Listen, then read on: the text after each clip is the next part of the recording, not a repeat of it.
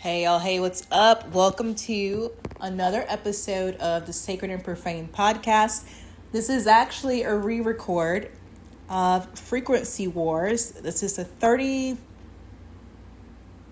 36th episode of the Sacred and Profane podcast. So I'm super excited.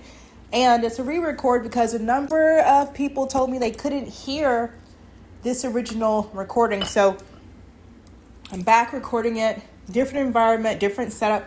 Hopefully you can hear very well, and hopefully the background noise is not too much. But I actually think it's all perfect that this particular episode is being recorded again. Again, the name of this episode is Frequency Wars, and we really are talking about, in this conversation, the absolute war that is happening on a second-by-second basis over your frequency. You know, if you're religious, you'd say it's over your soul, but your soul has a resonant frequency, okay? So we're going to dive in. I'm very curious to say what is the same from this recording to the last, and what, you know, if is there anything new that's going to come out in this recording? I don't know. Stay tuned. Let's find out together, okay? All right. So for those of you who are new, this is your first episode of the Sacred and Profane podcast. This is an 18 years old and older conversation. You got to be 18 to participate. And even if you're 18, you got to be emotionally mature to stick around. So emotional maturity, there's an episode about that. Go back and listen. See, this podcast is designed intentionally to trigger you into shadow work. It's designed to activate you, to trigger you, to have you look in those corners and crevices that maybe you hadn't checked out yet and say, hey, I hadn't thought about that. Or, hey, what would happen if I did this? So at some point, you're going to hear something. I'm going to say something. You're going to think something that's going to be triggering. Perfect. You're in the right place. From there, you want to dive into your shadow work. You want to look further. Okay. This is not about proving me right, proving you wrong. None of that matters here. This is about you becoming a sovereign soul and an independent thinker. Okay. All right. This is where we very much live the words, and we live by the words that we are in the world, but we are not of the world. Okay. All right. So all of that housekeeping to the side, I can't think of a better way to introduce Frequency Wars than that. This really is about being able to live in the world without being of the world. You know, why does that matter? Well, I mean, can you see? Can you see the world around you? Hold on just a moment, guys. So that's the only caveat is this device, and I have a feeling you guys can hear me just fine on this one. There's no pause button. There's no break. So if I need to blow my nose like that, because sometimes I have to, you guys have to put up with that. I'm sorry. But anyway, back to Frequency Wars. So, you know, how did we even get in this conversation? Well, I'll tell you. A lot has shifted in the energy, in the atmosphere, just over the past 30 days. You know, I feel like a decent amount of this particular recording is going to be channeled. You know, there's a reason. I want to say there's a reason why. Well, of course but there's a reason why everything has gone the way it's gone, right down to this second recording. See, I feel very strongly that there are energies or entities or even principalities that are upset right now because they can't get the same traction they used to have. Now, I'm seeing, you know, I'm channeling, I'm seeing things, everything is happening so quickly. I did not see this coming. So please bear with me. Now that I'm in this space, it's like Spirit has an agenda and I'm going to flow with it. There's something going on here, right? There was some regime, some power, some promise that was in place, and now it's been, what are these words? Interceded. Something has brokered a dissonance. There's a break. There's a discharge. In layman's terms, there's something that shifted in the frequency that's good for the planet. But it also comes with the cost. It's like there's a war and there's battles and skirmishes, but a really major battle just got won And so the opposing forces are doing anything and everything in their power to regain ground. That's probably the most simplest way to put it, to regain ground. Okay. I think, I don't know, for those of you who are listening again, I don't know what you could or couldn't hear in that last recording. So if I repeat some things, apologies. Okay. When we talk about frequency, it's important to remember that everything is made of energy. This isn't just about your spirituality. This is about everything. This is about what you eat. This is about what you watch. This is about what you wear. This is about what you listen to, the music you listen to, the frequency of the music you listen to, the frequency of the fabrics that you put on your body, the frequency of the programming that's on your radio, the frequency of the programming that's on your television, the frequency of the food that you're putting in your body, the frequency of the water, how it's structured that you're putting in your body. Every single frequency matters because it's science, it's math, it's quantum physics. These frequencies add up and they average out. Okay. So from that previous recording, kind of where Spirit started us off there was, if you feel judged, you ought to consider the company that you're keeping. And when I sat with that with Spirit, and Spirit said, well, you're judged by the company you keep. So if people walk around feeling judged, it's got to be the company they're keeping, because no divine messenger arrives in this realm with the intention of judging another. That's not why divine messengers are sent. That's not what we do, tribe. It's not what we do.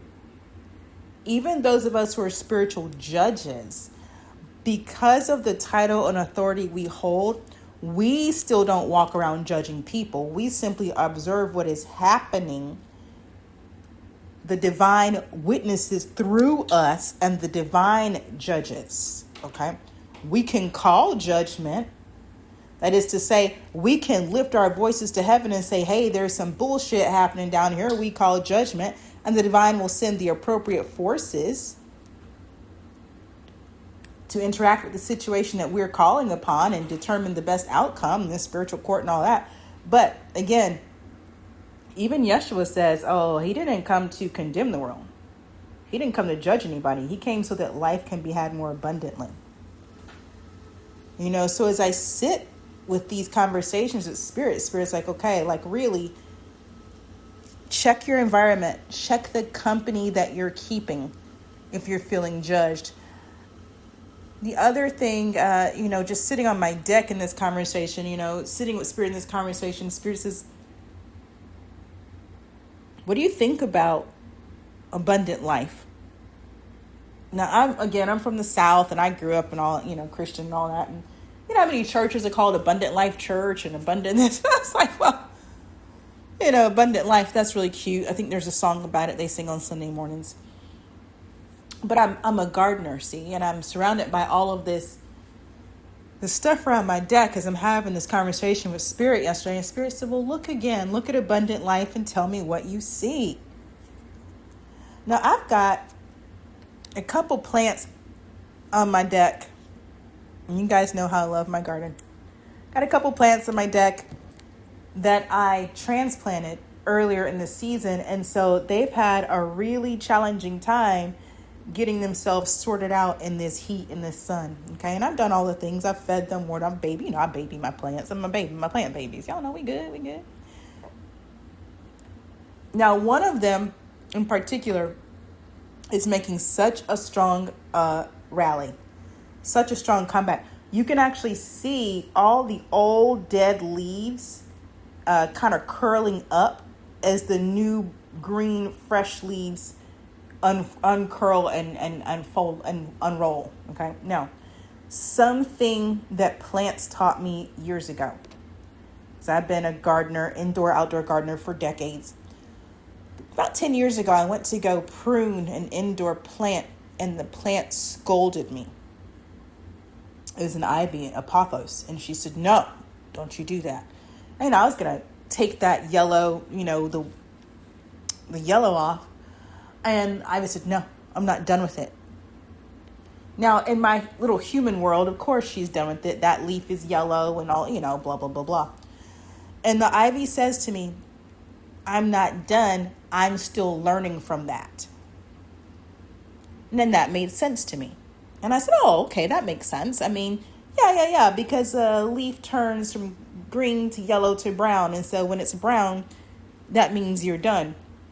The plant says to me, when I'm done, I'll drop the leaf. Until I drop the leaf, I'm not done with it. Now, once again, that made sense to me.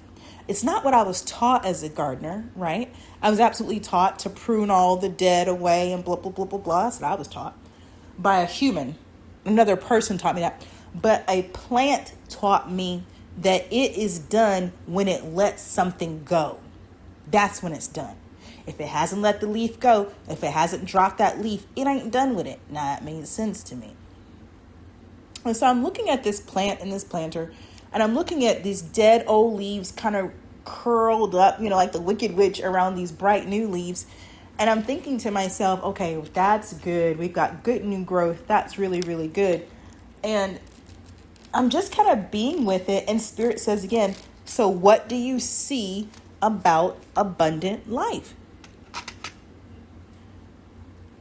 And I looked and it took me a moment, but then I saw it and I said, oh, okay.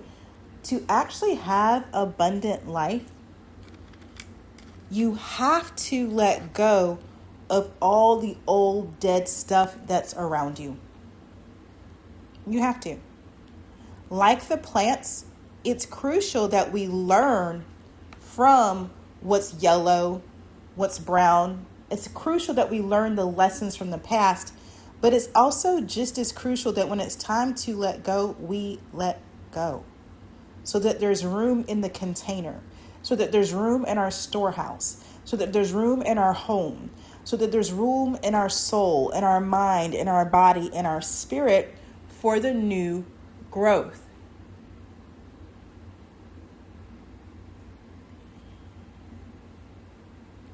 I think a lot of us, like myself, have been taught to the moment something on a plant changes color, you go in there and you rip it out. Well, it looks better to the human eye when we do that. But for the plant, that plant now feels like it's missing valuable information that will teach it how to adapt and not have to lose a leaf that same way again. Okay, this is a great way of putting that. We are the same. We have opportunities to learn from our mistakes, to learn from the challenges, to learn from the oppositions, to learn from different situations so that we don't find ourselves in those situations again. We just have been taught by other humans to rip that off as soon as possible, though. Don't wallow in your misery. Don't take too long to think about it. Hey, early bird catches worm. You got to move your feet or lose your seat. We have these sayings that cause us to hustle up at the wrong moment on purpose. And I was really dealing with this energy this morning as I set myself up for the day, and I knew what I had on deck for today, but I watched myself flounder in this space and I was like, what is going on? And I felt like I was being pushed and pulled in different directions. So whenever that happens, I slow down and pay attention. And that's when I got, there's something outside of me that wants to dictate my frequency, which is great. And that's when I knew I was going to re-record this because, a couple people are like, oh, I can't hear the recording. I was like, okay, well, maybe it's a couple people. I don't know what I'm going to do. I'll change it up for the next recording. But after this experience this morning, I said, no, I'm going to re-record today. Because, you guys, there is actively a presence seeking to distract you on a daily basis so it can dictate your frequency and thereby control your reality.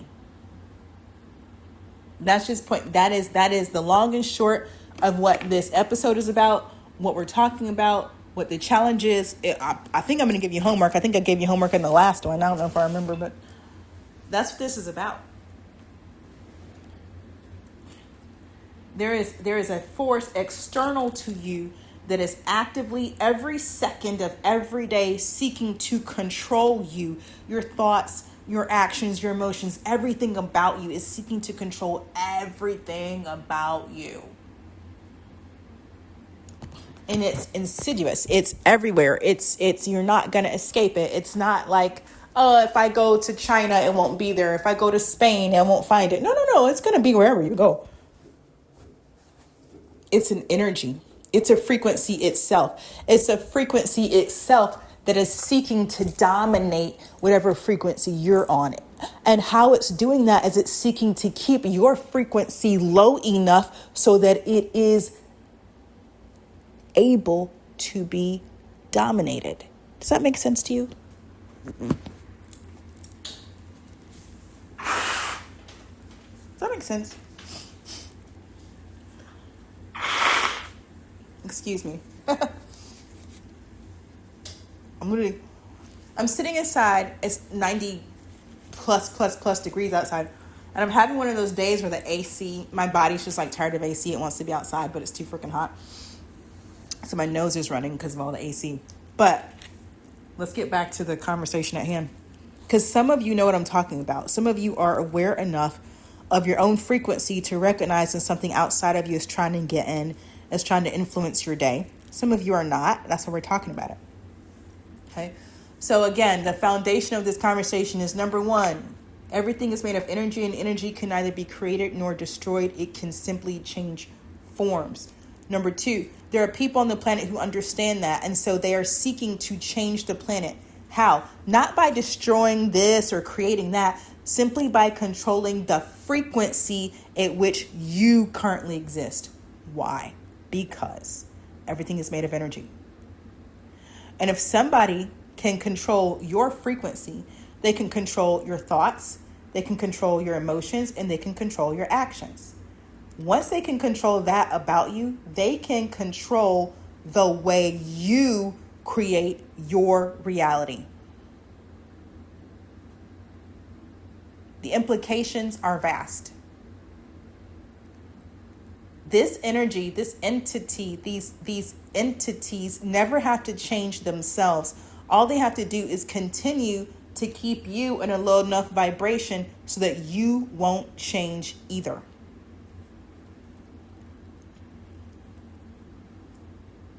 Remember, good is the enemy of great.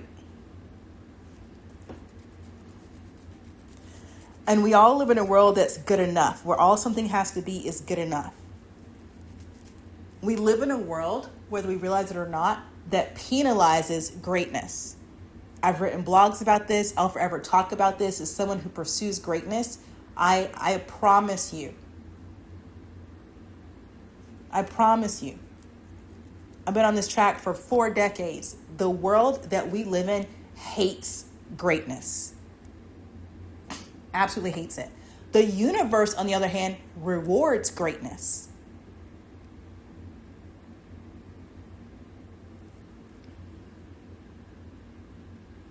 Marinate on that for a minute.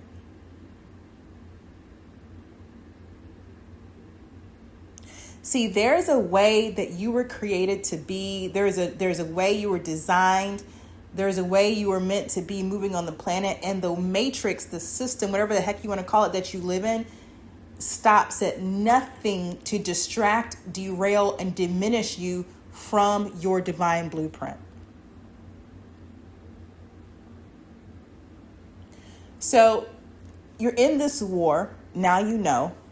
It's a frequency war. You got that part because you're pretty smart. But what the hell can you do about it? How do you fight a frequency war? Well, you cultivate and maintain your frequency. And this is a conversation that is based in holistic wellness. Your frequency is comprised of your physical body, emotional body, spiritual body, mental bodies. Okay? So it's not enough for you to be physically fit. It's not enough for you to be mentally sound. You also want to be emotionally stable and mature. Right? That part. Yeah. As well have some type of spiritual foundation and spiritual development going on for yourself.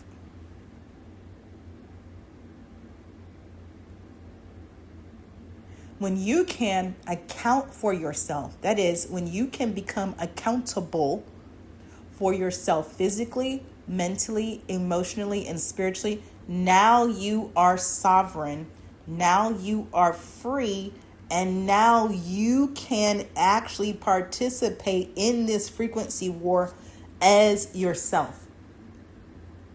See, until you're sovereign, you're just a pawn on the board that's being moved by this outside influence. Let me know when y'all catching on to what I'm saying out here, okay? And some people can feel it. I remember calling a friend of mine years ago and I was like, hey man, what's up? And he's like, just trying to escape the trajectory that my soul's on right now. And I was like, damn, that's deep. Okay, shit. Dude's the CEO of a multi-million-dollar corporation in Raleigh, North Carolina. And that's how he answered the phone, trying to get my soul to escape the human trajectory. I'm like, wait, what? Multi-million-dollar tech company, and that's how he's answering the phone. So some of us know, we freaking know, man. Some of us can really feel that we're a hamster trapped on a wheel. We just don't know how to get off the wheel. We can't find the little gate latch thing. We don't know where it is. This is where it is. It's in sovereignty. That get the hell out of jail free card, that's called sovereignty. And you cultivate your sovereignty by becoming accountable for yourself physically, mentally, emotionally, and spiritually. Y'all call it holistic wellness. I don't give a fuck what you call it. It's called being responsible and accountable for yourself. You have an ability to account, an ability to respond for yourself.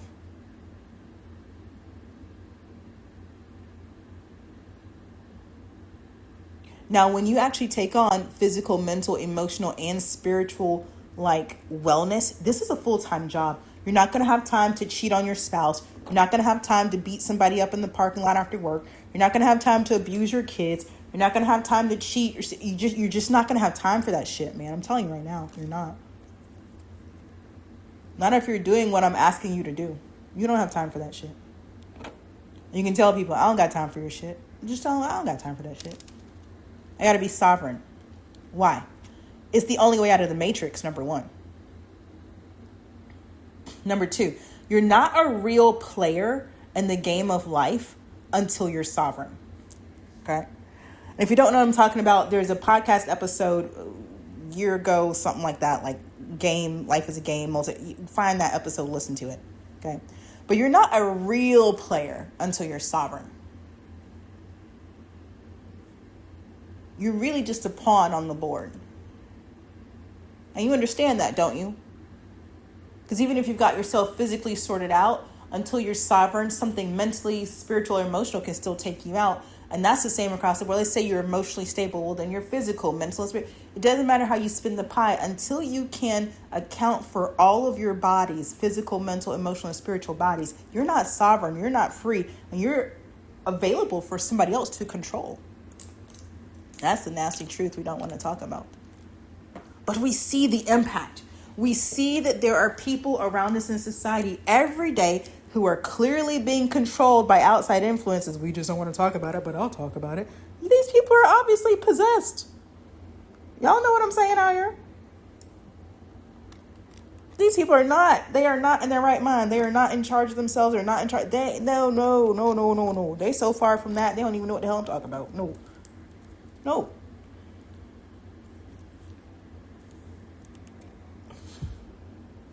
For you, my dear, you're going to actually get responsible for yourself physically. That's what you put in your mouth to eat, to drink. That's the words you let come out of your mouth that you speak as well. About yourself, about others. This is the food you're eating. Has it been genetically modified or not? I'm not saying it has to be organic. I am saying don't eat lab-created food. Those are two different things.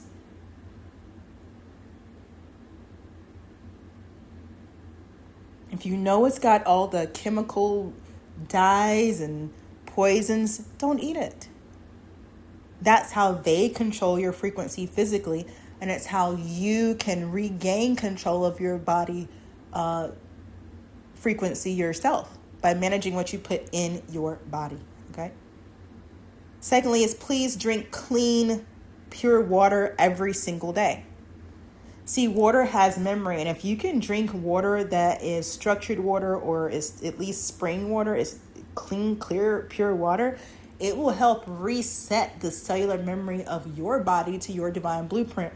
That is part of that element's job and task here with us, is to keep us not only flowing and fluid and in alignment with the divine plan of this realm, but also to keep our physical structures and our emotional bodies in alignment as well. So if you're not drinking like crystal clear, pure, clean water every day, you're setting yourself up to fail and to be full of dis-ease and sickness. Okay. Next, your sleep. You want to be really, really, really, really responsible for getting your sleep. This is a huge one. I've seen more people get taken out physically because of sleep than anything else. I'm talking people who would never touch an alcoholic beverage. Because, listen, y'all, I love whiskey. Child, I love whiskey and I love cigars. I'm going to tell you right now. I don't enjoy whiskey as much as I want to. Why? Because as much as I enjoy whiskey, I'm also clear that alcohol lowers your frequency. It just does. Just does. Am I saying never drink again? No, because I'm definitely going to have a drink every now and then. I am saying be aware that when you drink, it's lowering your frequency, and be very mindful of who you're drinking with and around because of that. You follow me? I'm not talking about teetotaling. I'm talking about responsibility and accountability. Now, in that first recording, I talked about Christianity, and I'm going to bring that in just a moment here because it's really apropos right here. Because I'm not talking about abstinence yet. I am talking about awareness and responsibility. To be responsible is to have the ability to respond. Responsible, ability to respond. Okay? You guys are walking around like you're not responsible for your body, but you are responsible for your body. You do have the ability to respond to your body. You're just ignoring your body. Our bodies go through natural detox and purification cycles where we don't get hungry. We just don't get hungry. But here in the West, we ignore that signal from our body and we eat anyway. The human body will naturally put itself into cycles of fasting. We override it. That's what I'm pointing to. When you get to a point where your body says, I don't want to eat, I don't want to drink this, I don't want to drink that, listen to it. As long, with the exception of clean, crystal, pure water, if your body says it don't want something, don't do it. Okay? Right. So physically, and then of course, when we talk about physical frequency, we have to talk about sexual relations.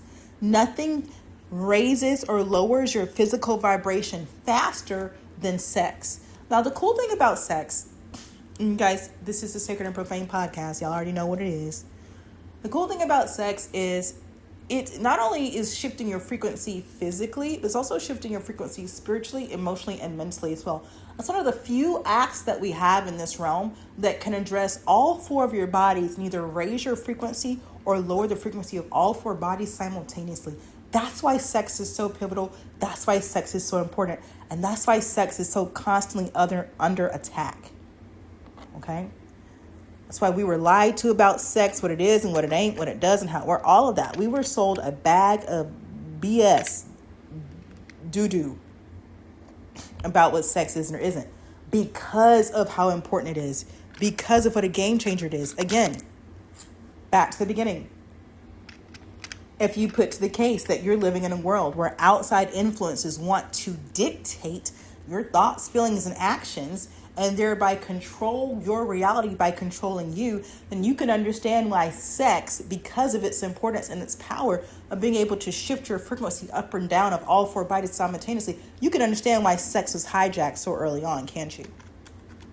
And you can really get why they really don't want you to know what sex really is and what it's for and how to use it, because if you did know how to responsibly participate in the act of sex, the frequency war would be over.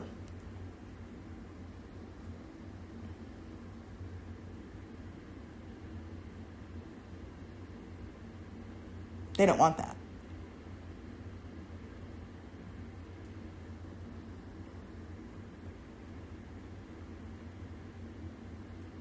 They don't want that. And that's just physical. Mentally, being responsible and accountable for your thoughts. Truly understanding that thoughts are like clouds in the sky. A bunch of them may roll across your mind. That doesn't mean they're yours. And depending on which thoughts you identify with, those become the building block of your reality.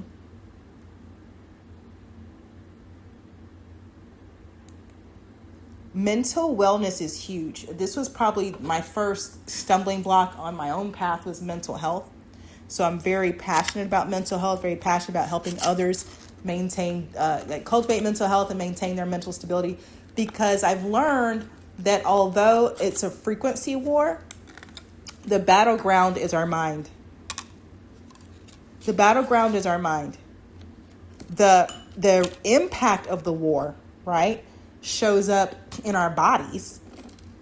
But the actual battleground, like where the fighting happens and the blood is spilled and it's all going down, like all that shit, that's in our mind. That's why 83% of Americans are on some type of anti-anxiety or antidepressant. Because the battlefield is our minds. This is why I teach transformation. I don't teach change. I'm not interested in your positive fucking thinking, and I could give a fuck less about what I just don't care about that, okay? It doesn't do anything for you as a human. The only thing that works for humans is transformation. Well and truly. That same process that takes a caterpillar to a butterfly, that's what we're talking about.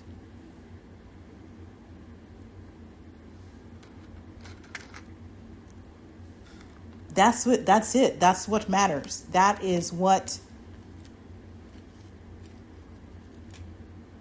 It's the only thing I've seen make the difference.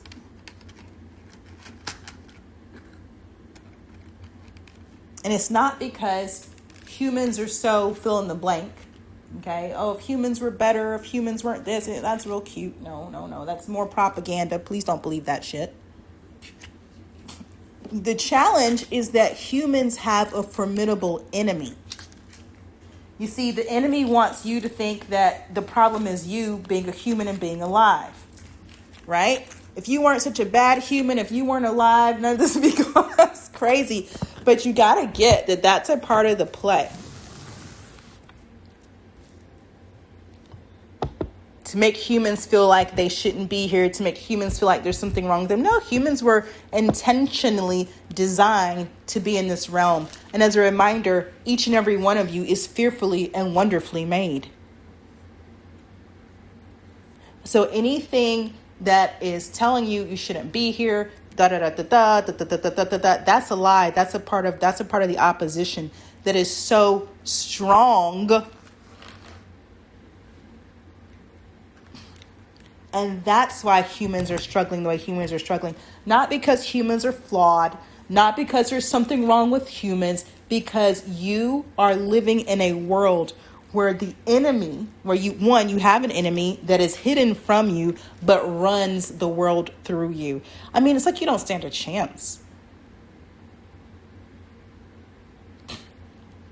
To be able to acknowledge that all these thoughts are happening in you, around you, but they're not your thoughts is key. And as someone who's pretty high vibrational, I say that tongue in cheek, definitely sovereign, definitely practicing mastery every day, I am present to thoughts every single day that are not my thoughts. See, some of you think that when you arrive or when you make it or once you heal, you're never going to have to deal with XYZ again, sweetheart. Yes, you are. Yes, you are. Yes, you are. I spent 15 years being suicidal. And then I healed. My healing doesn't look like I don't have suicidal thoughts anymore. My healing looks like suicidal thoughts occur and I recognize that they are not mine.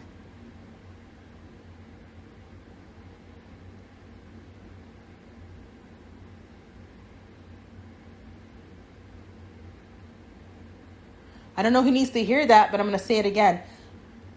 When you heal, all there is for you to do is keep healing. Why? Because the more you heal, the deeper your self-awareness becomes. And it's not that the negative thoughts go away. It's not that the bad habits or patterns go away. It's not that all the temptations and distractions go away. It's that your self-awareness deepens and you're able to discern in the moment the best next step to take. That's what healing is.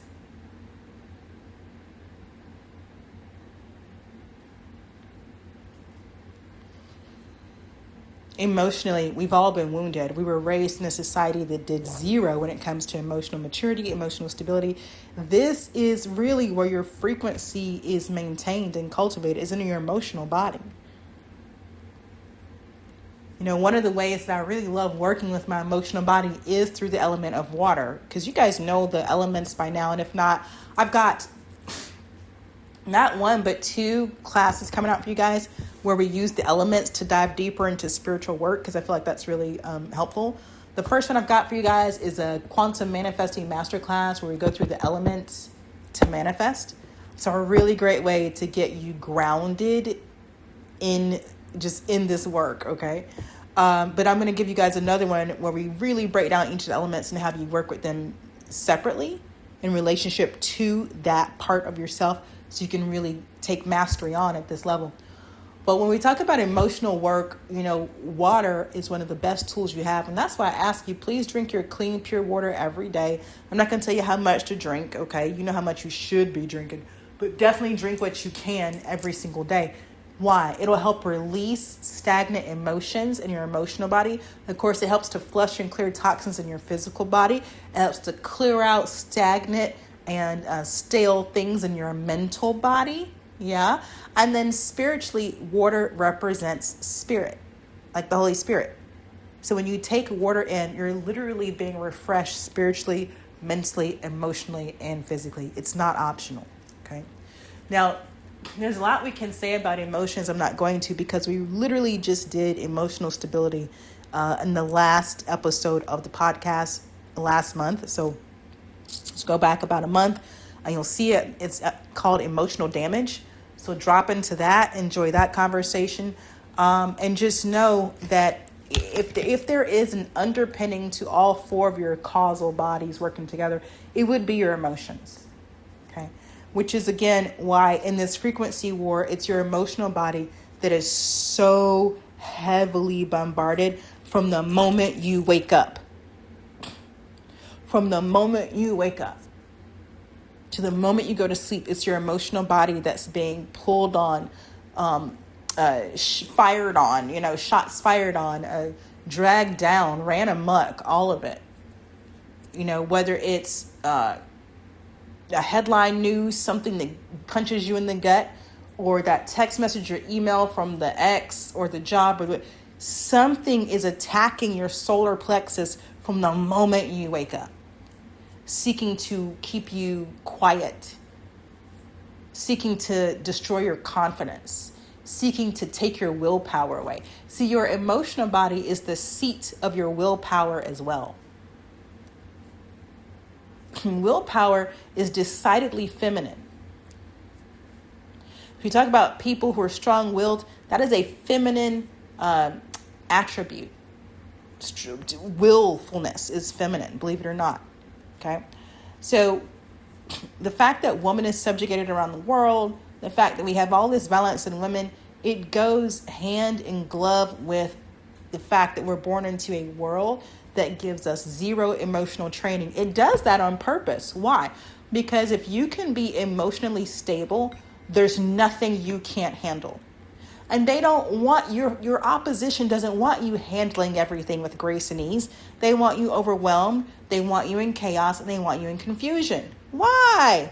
Well, because their job is to steal, kill, and destroy. Let me know when you begin to catch on to what I'm saying here. Well, if someone's emotionally stable and you go to kill, steal, and destroy them, it's not going to turn out great.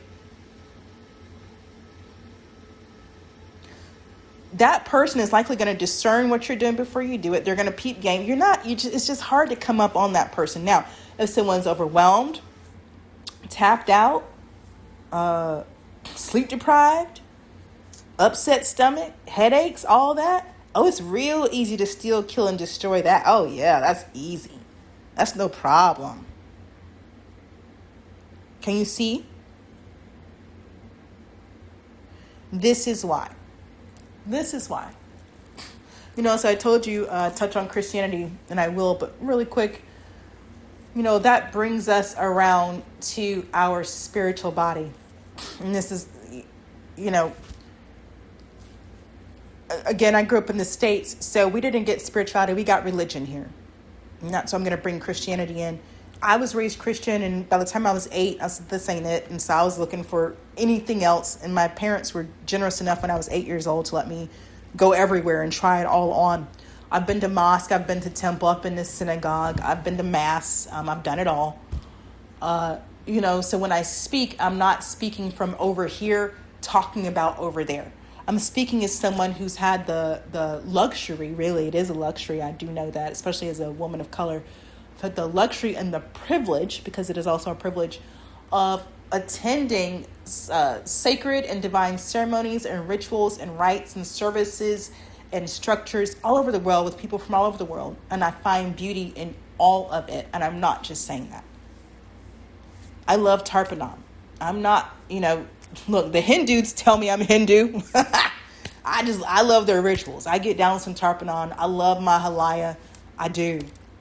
I grew up with Christianity and Judaism.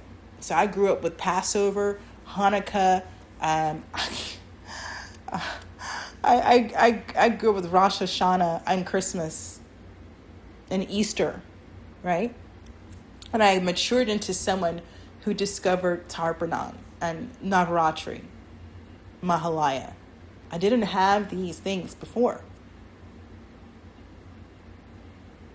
I'm someone, I honor Ramadan now. I didn't always, but I do now. So, what I'm about to say is coming from someone who has sat in these seats. Not one seat judging another. I've gotten my black ass up and sat around the table and all the goddamn seats, okay? Because I wanted to see what the table looked like from all the different perspectives. Here's what I can tell you. No matter where you sit at the table, it's still a damn table. And no matter where you sit at the table, there's always going to be other chairs. And no matter where I've sat at this table, each of these chairs has had a specific marking on it, which let me know it was not in my authority to remove a chair from the table. So I'm going to tell you the way I received it. If I didn't like, and if you don't like the other chairs at the table, get up and go somewhere else. Because the table of the divine has several chairs at it, and they are not identical. Okay?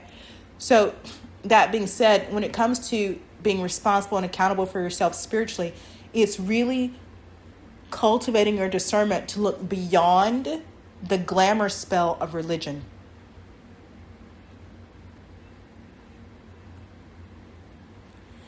In a frequency war, your fighting body is actually your spiritual body. So your physical body is too dense to fight a frequency war. You with me? That's why you need your spiritual body, or what, these new ages are calling your light body, right? But it's your light body because your physical body is too dense to fight the frequency war. It can't.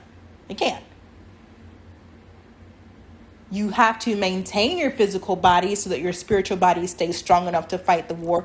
But the game is really strengthening your spiritual body so it can fight this frequency war effectively. To do that, you got to get rid of religion. You got to recognize spirituality and spirit for what it is.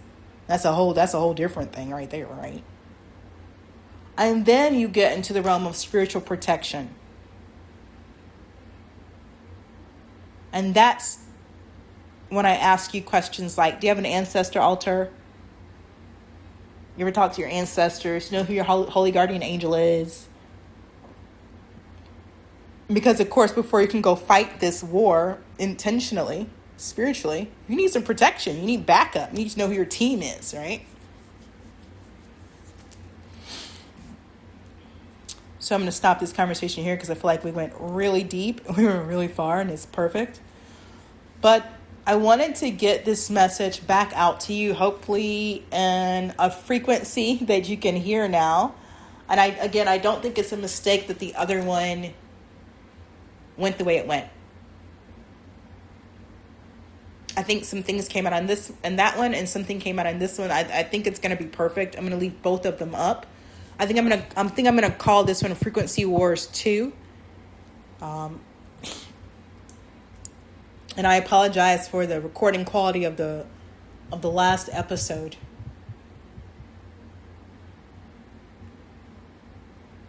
The closing part of this conversation that I want you left with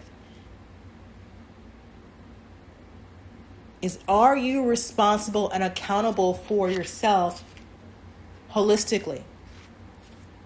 Are you sovereign yet? Or are you still being used as someone else's pawn in this war? And that's where I'm going to leave it. Hey, you guys are so amazing. Thank you so much for rocking with me to the end of another episode of Sacred and Profane Podcast. As always, I hope it brought you clarity and confirmation. And in between now and the next time I drop another episode for you, trust your path, your process, and your purpose. Peace.